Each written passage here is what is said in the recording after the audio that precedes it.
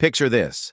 A 73-year-old grandmother walks into a luxury car dealership, her life savings carefully tucked in an envelope, ready to buy her dream car.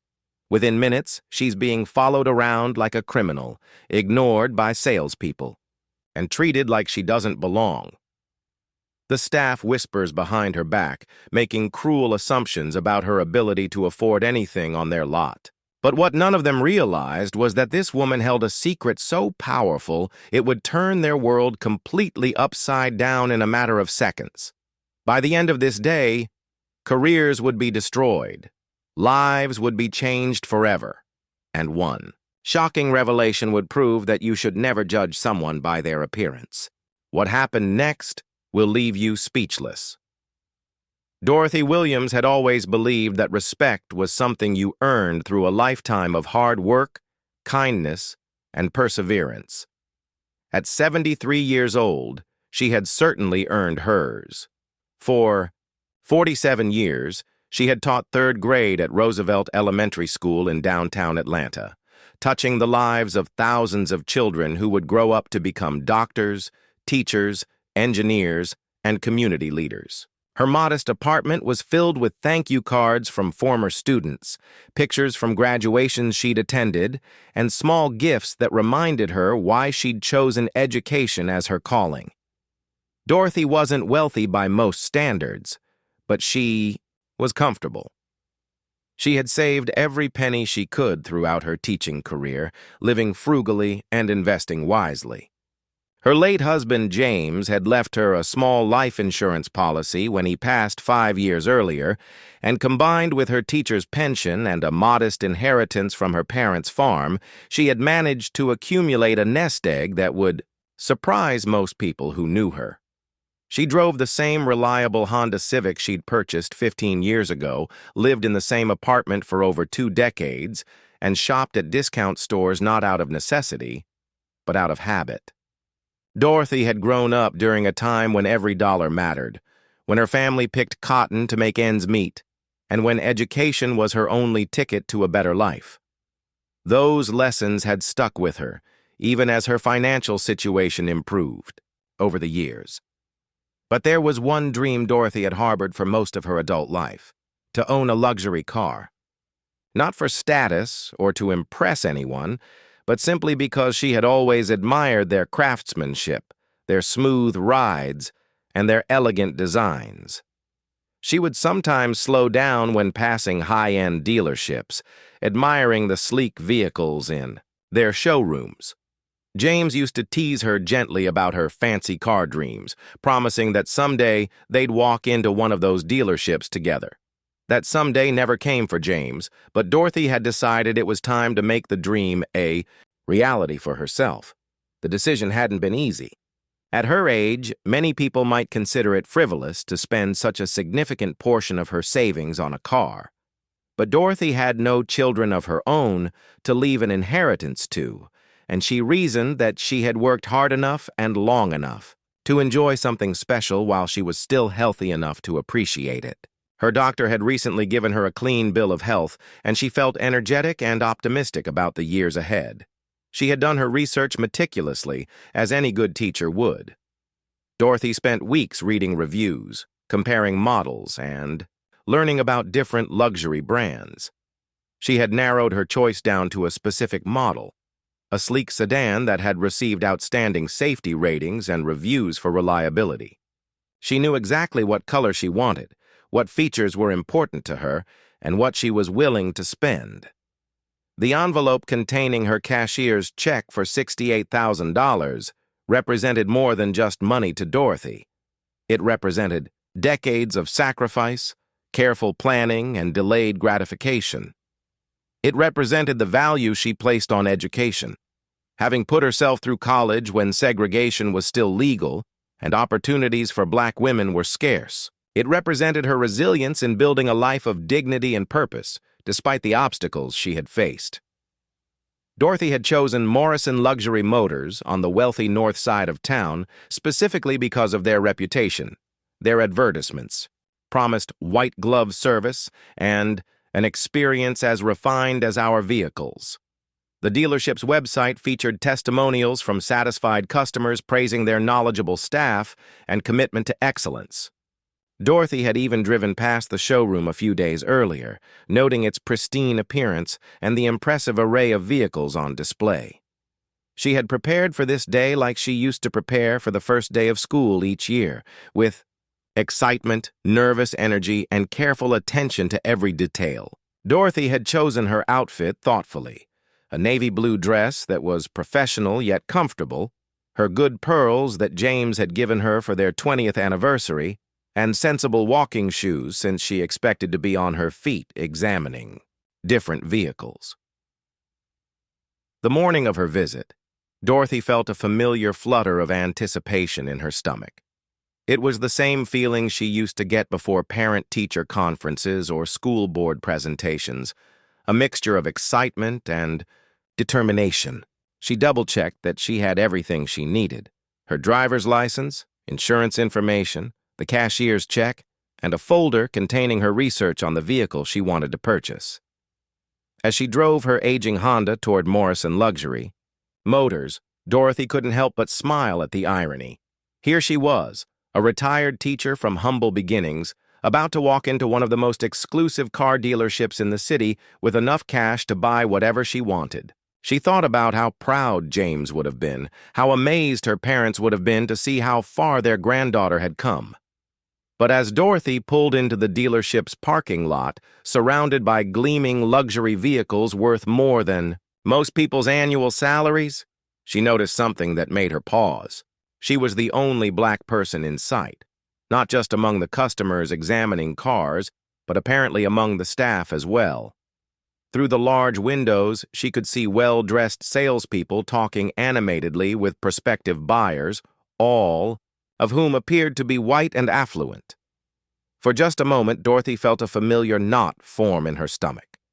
The same feeling she'd experienced countless times throughout her life when entering spaces where people like her weren't expected or welcomed. But she straightened her shoulders, clutched her purse a little tighter, and reminded herself of something she had learned long ago. She belonged anywhere she had the means and the right to be. Dorothy Williams was about to discover that not everyone at Morrison Luxury Motors would see it that way. The moment Dorothy Williams stepped through the gleaming glass doors of Morrison Luxury Motors, she felt the shift in atmosphere like a physical force. The spacious showroom buzzed with activity, salespeople in crisp suits guiding customers around pristine vehicles, the soft hum of classical music playing overhead, and the subtle scent of leather and new car smell filling the air. But as Dorothy's sensible shoes clicked against the polished marble floor, something strange happened. The conversations didn't stop exactly, but they seemed to lower in volume. Eyes turned toward her, lingered for just a moment too long, then quickly looked away. Dorothy had experienced this before, the subtle but unmistakable feeling of being an outsider in a space where she wasn't expected. But she pushed the feeling aside, reminding herself that she had every right to be here. She approached the reception desk where a young blonde woman in an expensive-looking blazer was typing on her computer. "Excuse me," Dorothy said politely, her voice carrying the clear diction of someone who had spent decades in front of classrooms. "I'm interested in purchasing a vehicle today. Could you direct me to someone who could help me?" The receptionist looked up with what could charitably be called a smile, though it didn't reach her eyes. She gave Dorothy a quick once-over, taking in her modest dress, simple jewelry, and well-worn purse. "Of course," she said, her tone professionally pleasant but somehow condescending. "Let me see who's available to assist you." The pause before assist was barely perceptible, but Dorothy caught it.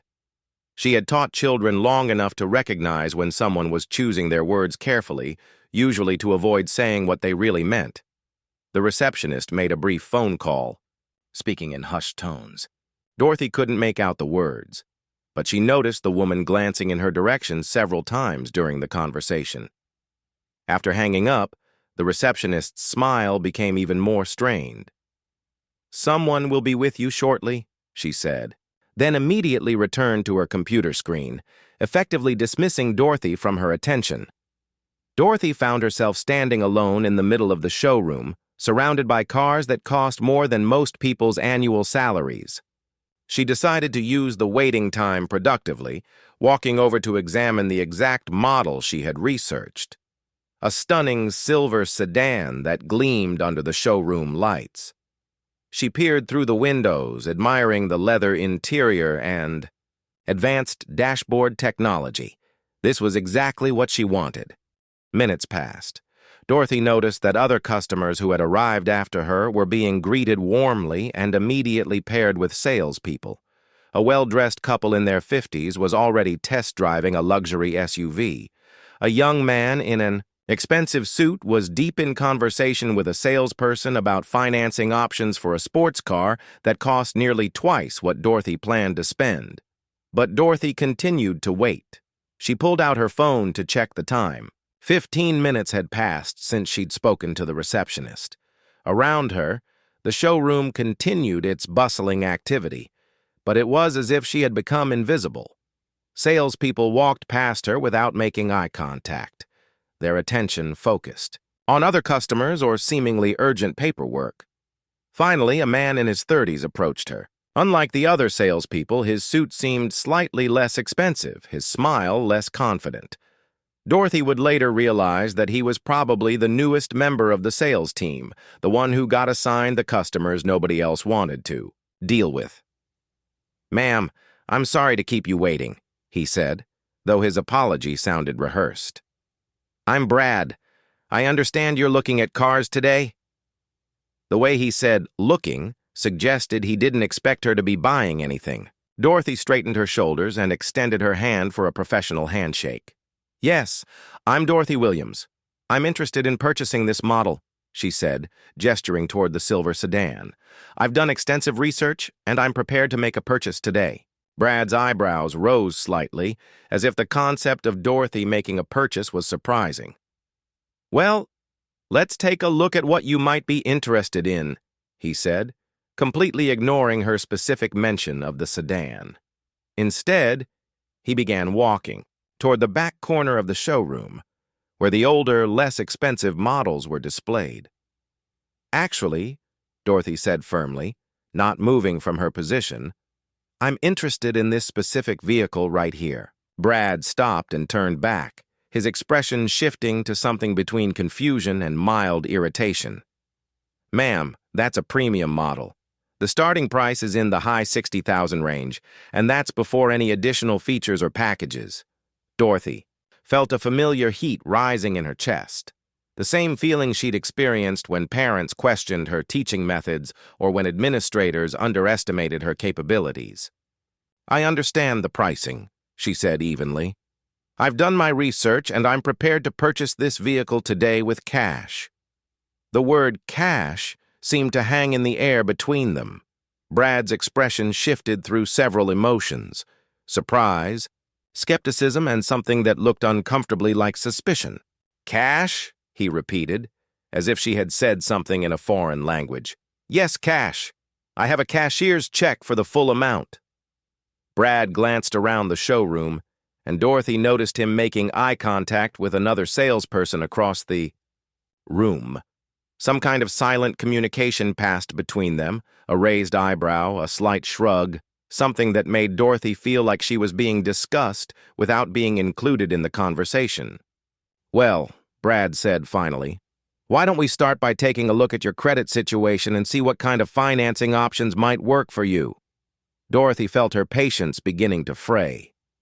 "I just told you I don't need financing. I'm paying cash." "Ma'am, with all due respect, this is a very expensive vehicle. Even with excellent credit, most people choose to finance luxury purchases like this. It's the smart financial move." There it was, the assumption that she didn't know what she was talking about, that she couldn't possibly understand the financial implications of her decision. Dorothy had encountered this attitude before, the automatic assumption that as an elderly black woman, she must be financially naive or unrealistic about her means. "Young man," Dorothy said, her voice taking on the authoritative tone that had commanded respect from thousands of students over the years, I am perfectly capable of understanding the financial implications of this purchase. I have the money, I want this car, and I'm ready to complete the transaction today. Brad's face flushed slightly, and Dorothy could see him struggling with how to respond. Around them, she noticed that their conversation was beginning to attract attention from other customers and staff members. Conversations were growing quieter, and she could feel eyes turning in their direction. "Look," Brad said, lowering his voice, "maybe we should start with something more practical. We have some very nice certified pre-owned vehicles that might be more suitable for your needs." The word suitable hit Dorothy like a slap. Suitable for someone like her. Suitable for someone he assumed couldn't afford what she actually wanted. Suitable for someone he had categorized the moment she walked through the door. "I don't want a used car," Dorothy said, her voice remaining steady, despite the anger building inside her. "I want that car, right there, and I want to speak to your manager." Brad's expression darkened. "Ma'am, there's no need to escalate this situation. I'm trying to help you find something that makes sense for your budget." "You don't know anything about my budget," Dorothy replied. "You haven't asked about my budget. You've simply assumed what my budget must be based on." "What exactly?" The question hung in the air like a challenge. Brad opened his mouth to respond, then seemed to think better of it. Instead, he glanced around the showroom again, and Dorothy realized he was looking for backup. Within moments, an older man in an expensive suit approached them. His silver hair was perfectly styled, and his smile had the practiced warmth of someone in management. But Dorothy noticed that his eyes remained cold as they assessed her. "Good afternoon," he said smoothly. "I'm Richard Morrison, the general manager.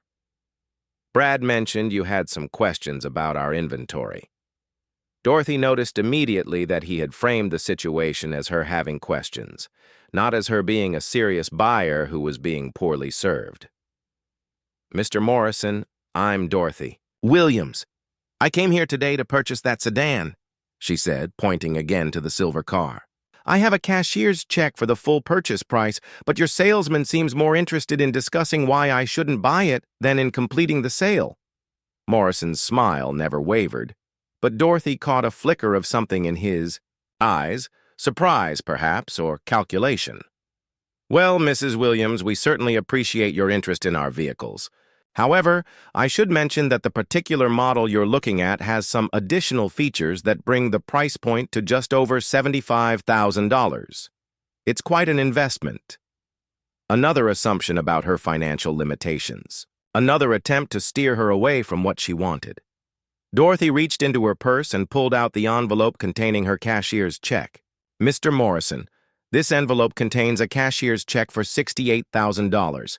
If this vehicle costs more than that, then please show me a similar model within my budget. If not, then I'd like to proceed with the purchase." The sight of the envelope seemed to create a moment of stunned silence. Morrison's practiced smile faltered for just a second, and Dorothy could almost see the gears turning in his head as he tried to reconcile what he was seeing with whatever assumptions he had made about her. "I see," he said slowly. "Well, perhaps we should step into my office to discuss the details." But instead of leading her toward what Dorothy assumed would be his office, Morrison turned to Brad and spoke in a voice that he clearly thought was quiet enough for privacy, but that Dorothy could hear perfectly. "Brad, why don't you run the standard verification procedures while Mrs. Williams and I chat?" Standard verification procedures. Dorothy felt her blood pressure rising. In 47 years of teaching, she had developed an finely tuned ability to read between the lines, and she understood exactly what Morrison was suggesting. They were going to verify that her check was legitimate, something she was certain they didn't do with every customer who walked in with cash. "Excuse me?" Dorothy said, her voice cutting through their whispered conversation. "What exactly are these verification procedures?" Morrison turned back to her with that same practiced smile. "Oh, just routine paperwork, Mrs. Williams. Nothing to be concerned about." It's simply our policy to verify all large cash transactions. I'm sure you understand. It's for everyone's protection. Dorothy doubted very much that the young man she'd seen purchasing a sports car had been subjected to these same verification procedures. She was certain that the well-dressed couple hadn't had the legitimacy of their financing questioned before they were allowed to take a test drive. But what disturbed her most was the growing awareness that her mere presence in this showroom was being treated as suspicious. The whispered conversations, the careful word choices, the assumptions about her financial capability, it all pointed to a conclusion she had hoped she wouldn't have to face in 2024. She was being discriminated against, not because she couldn't afford to be there, but because people like her weren't expected to be there. The realization hit her with a mixture of anger and deep sadness. After a lifetime of breaking barriers, of proving herself over and over again, of teaching her students that hard work and determination could overcome any obstacle, here she was, still having to prove that she belonged in spaces her money could easily afford. But Dorothy Williams had not become a successful educator by backing down from challenges. She had not spent 47 years inspiring young minds by accepting less than she deserved. And she was not about to let Morrison Luxury Motors treat her like anything less than the valued customer she was prepared to be. What happened next would test everything she had learned about dignity, persistence, and the power of quiet strength in the face of blatant discrimination. The question was, how far would they push her before discovering they had made the biggest mistake of their professional lives? What happened next would haunt Dorothy Williams for weeks, but it would also become the moment that changed everything, not just for her, but for everyone who witnessed it. Morrison led Dorothy toward what she assumed would be a private office where they could discuss the transaction professionally, but instead of heading to the executive offices she could see through glass walls at the back of the showroom, he guided her to a small, cramped room near the service department. The space felt more like an interrogation room than a place where luxury car sales were finalized. The fluorescent lighting was harsh, the furniture was basic, and the smell of motor oil drifted in from the adjacent service bay.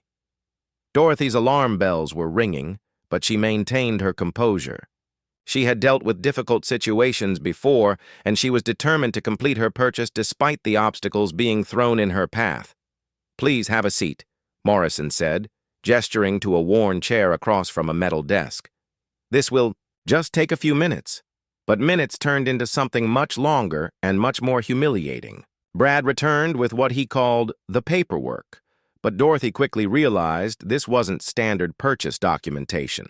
Instead, she was being asked to provide multiple forms of identification, bank statements, and proof of income requirements. That seemed designed more to discourage her than to facilitate a sale.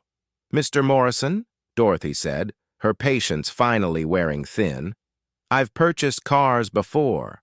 I've never been required to provide bank statements for a cash transaction." Morrison's smile had long since disappeared, replaced by a cold professionalism that felt more like hostility.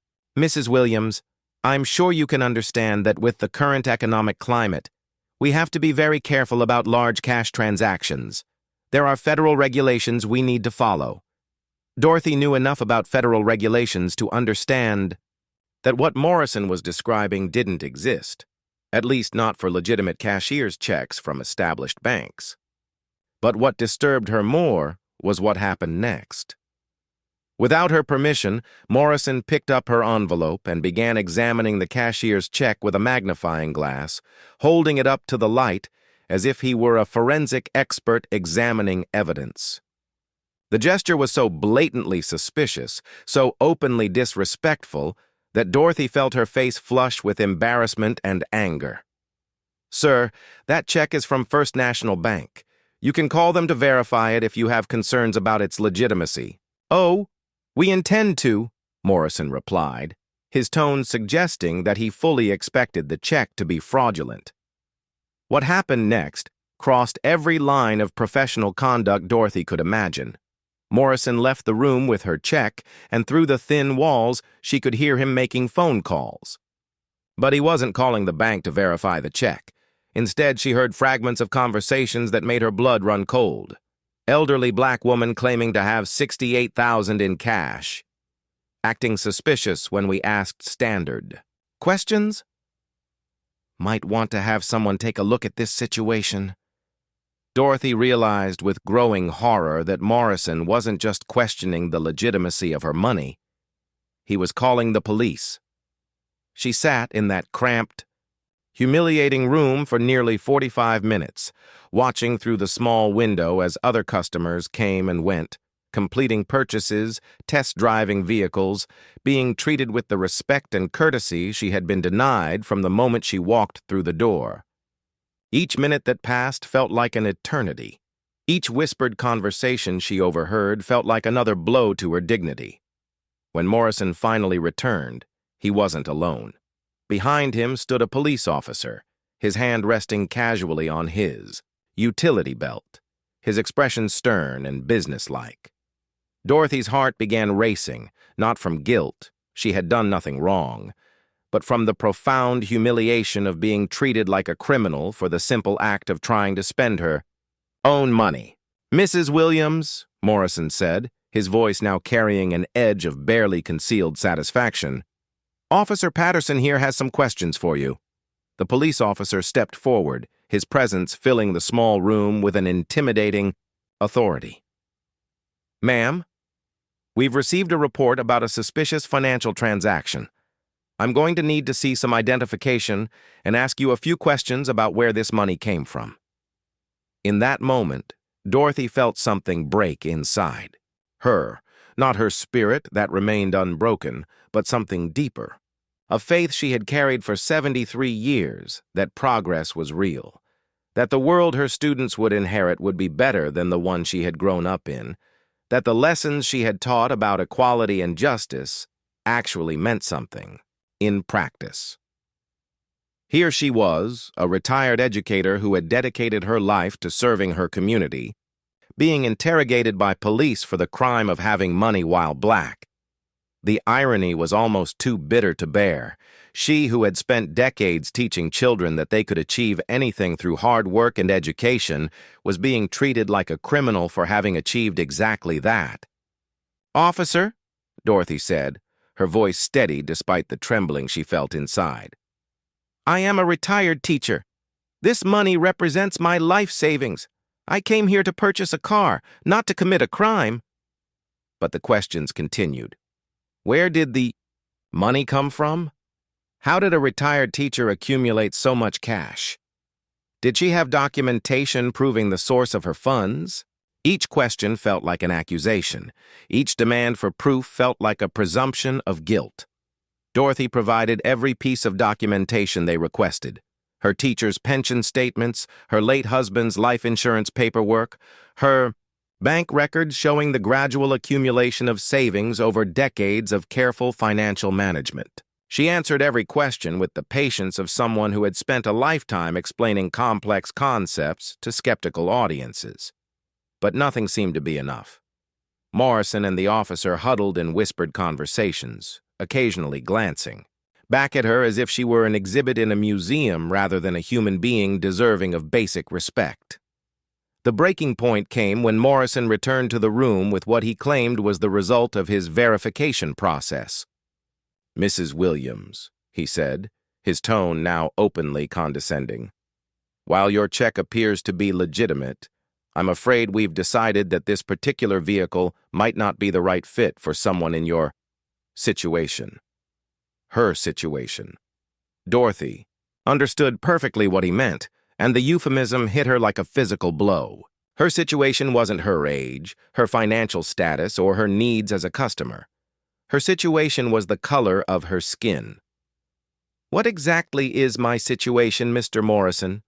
Dorothy asked, her voice quiet but carrying the force of decades of suppressed anger. Morrison shifted uncomfortably, realizing he had revealed more than he intended. "Well, I just think that perhaps a more practical vehicle might better serve your needs." There it was again. The assumption that she didn't know her own needs, that she couldn't be trusted to make her own financial decisions. that someone like her shouldn't aspire to own something beautiful and well-made. Dorothy stood slowly, her dignity intact despite everything she had endured. She looked Morrison directly in the eyes, then turned to the police officer who had subjected her to an interrogation that no white customer would ever have faced. "Gentlemen," she said, her voice carrying the authority of someone who had commanded respect in classrooms for nearly 5 decades, "you have just made the biggest mistake of your professional lives." The confidence in her voice, the certainty of her statement, seemed to catch both men off guard. Morrison's smug expression faltered slightly, and even the officer looked uncertain for the first time since entering the room. Dorothy reached for her purse and carefully placed all of her documentation back inside. She took her time, moving, with deliberate precision, allowing the weight of her words to settle in the suddenly quiet room. "You see," she continued, her voice gaining strength with each word, "you've spent the last hour treating me like a criminal, questioning my integrity, and assuming I don't belong in your establishment. You've called the police on a retired teacher for the crime of having saved her money. You've humiliated me in front of other customers and subjected me to treatment that no human being should ever have to endure." Morrison tried to interrupt, but Dorothy held up her hand, the same gesture she had used thousands of times to quiet a classroom, and both men fell silent. "But what you don't know," Dorothy said, her voice now carrying a quiet power that filled the room, "is who you've just chosen to treat this way." She reached into her purse and pulled out a business card, placing it carefully on the metal desk between them. Both men leaned forward to read it, and Dorothy watched as the color drained from Morrison's face. What they saw on that card would change everything, not just for Morrison Luxury Motors, but for every person who had witnessed Dorothy Williams being treated like a criminal for daring to dream of owning something beautiful. The reckoning was about to begin. The business card that Dorothy Williams placed on that metal desk contained just a few simple lines of text, but those words carried the power to destroy careers and reshape an entire organization in a matter of hours. Dorothy Williams, Ed D., Board of Directors, Morrison Automotive Group. The silence that followed was deafening. Morrison's face went through a series of transformations: confusion, recognition, disbelief, and then a sickly, pale realization of what had just occurred. The police officer, sensing that the dynamics in the room had shifted dramatically, took a step back and began looking for the nearest exit. You see, what Richard Morrison and his staff didn't know was that Dorothy Williams wasn't just any retired teacher. 6 months earlier, she had been approached by the Morrison Automotive Group's corporate headquarters to join their board of directors as part of their diversity initiative. Her decades of experience in education, her reputation for integrity, and her deep connections in the Atlanta community made her an ideal candidate to help guide the company's community outreach programs. Dorothy had accepted the position not for the modest compensation it provided, but because she believed in the power of representation and the importance of ensuring that companies like Morrison Automotive Group lived up to their stated values of inclusion and respect for all customers. She had planned to visit the dealership, eventually in her official capacity, but today's visit was supposed to be personal, a simple transaction between a customer and a business.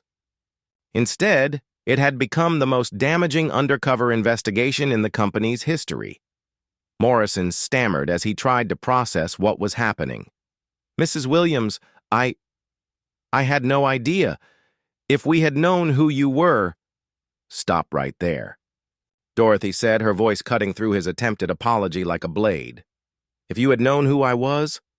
"That's exactly the problem, Mr. Morrison. You treated me terribly because you didn't know who I was. You made assumptions about my character, my financial status, and my right to be in your establishment based solely on my appearance."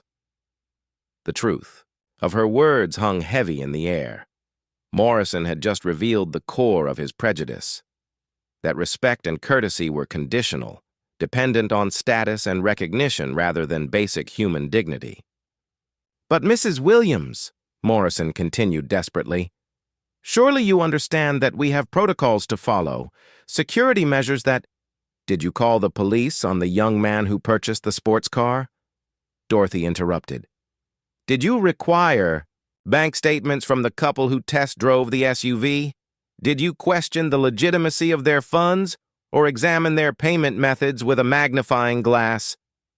Morrison's silence was answer enough. Dorothy gathered her belongings and stood to leave, but she wasn't finished.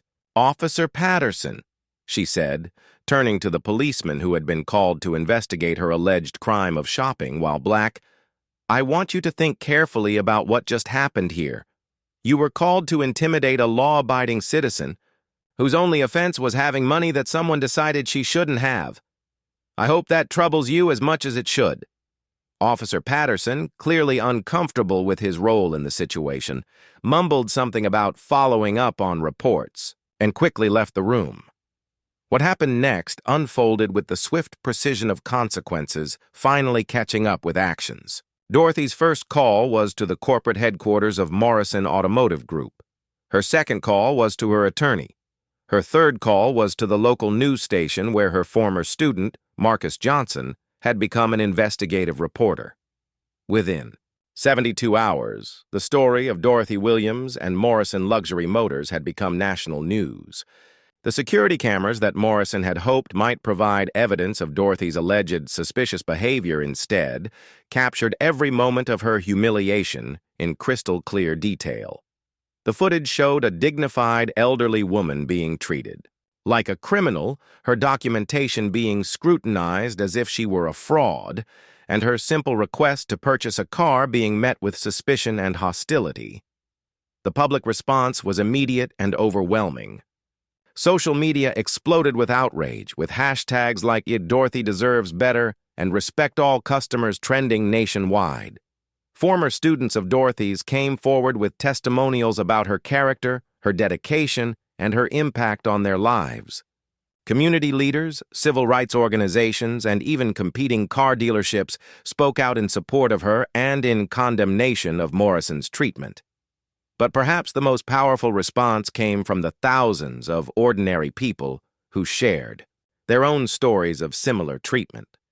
Customers who had been followed in stores, questioned about their ability to pay, or made to feel unwelcome in spaces their money could afford. Dorothy's experience had given voice to a reality that many people faced but rarely discussed openly. The consequences for Morrison Luxury Motors were swift and severe. Richard Morrison himself was terminated within a week, his 20-year career, ending in disgrace. Brad and several other staff members who had participated in Dorothy's mistreatment were fired or reassigned. The dealership's reputation, built over decades, crumbled in a matter of days as customers took their business elsewhere and corporate sponsors distanced themselves from the brand. But Dorothy Williams wasn't interested in revenge. Instead, she channeled her anger into action that would create lasting change. Working with the corporate board, she developed a comprehensive diversity and inclusion training program that would be implemented across all Morrison Automotive Group locations. She insisted on hiring practices that would bring more diversity to dealership staff, and she established protocols to ensure that all customers would be treated with equal respect regardless of their appearance or perceived economic status.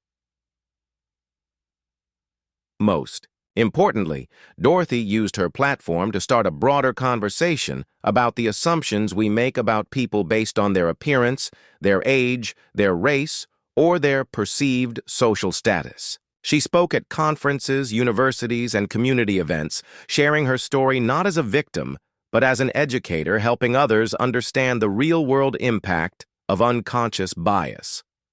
The silver sedan that Dorothy had originally wanted to purchase, the Morrison Automotive Group's CEO personally delivered it to her home, along with a formal apology and a commitment to do better.